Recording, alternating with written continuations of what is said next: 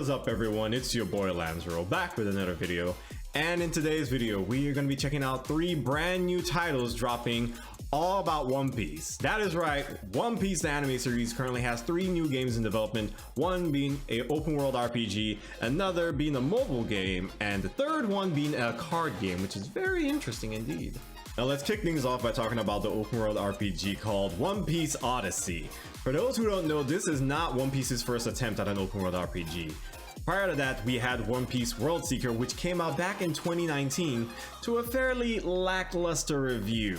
On Metacritic, it had a Metascore of 58 and a user score of 45, which is not great.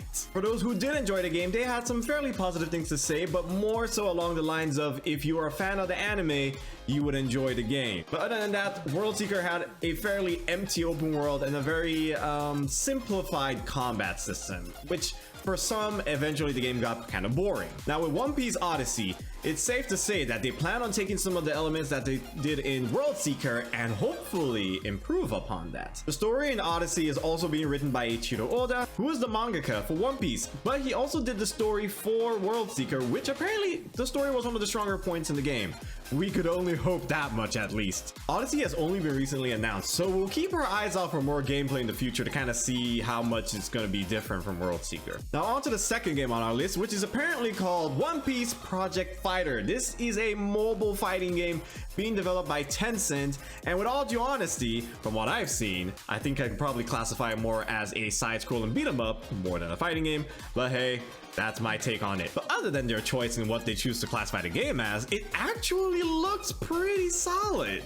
Like for when I first saw it, I did not think this was going to be a mobile game. The animation looks clean, the combat looks pretty freaking good as well. There's a lot of action sequences and all kinds of things going on.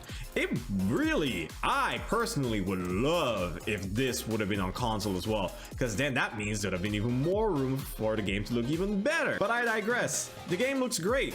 For now, it's only going to be released in China, apparently. Maybe if it does well in China, we'll eventually get it over here in the West. So keep your fingers crossed if you're the type of person who likes to play a lot of mobile games, because this actually looks kind of good. Now on to the third game that I mentioned. This one's going to be a card game, and I don't mean a digital card game. No, this is actually going to be a physical card game. So you will be able to collect these cards at the stores just like you would with your Yu-Gi-Oh or your Pokemon, and you'll be able to build a collection and play them with other people.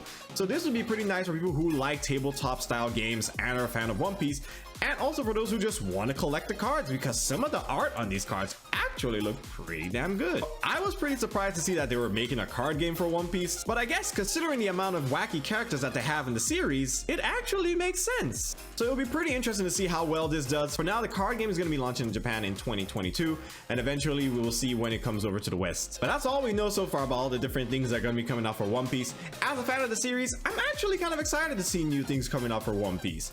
Let me know how you feel about it, especially if you're a fan of the series. If you're not a fan, let me know how you feel as well, because a lot of times these anime games, when they fall into the hands of people who do not watch the anime, it can come off a little confusing, especially when they introduce certain characters to you and they already know them. Then you're over there like, what the fuck is going on here? I have no idea who you are. But hopefully that won't be something that will prevent you guys from actually enjoying the game though. But that is it for today's video, guys. Let me know what you guys think about everything that we talked about over in the comment section below. And if you liked the video, feel free to hit that like button and subscribe to the channel so you never miss one of my videos, and hit that notification bell as well so you always get notified whenever a new video drops.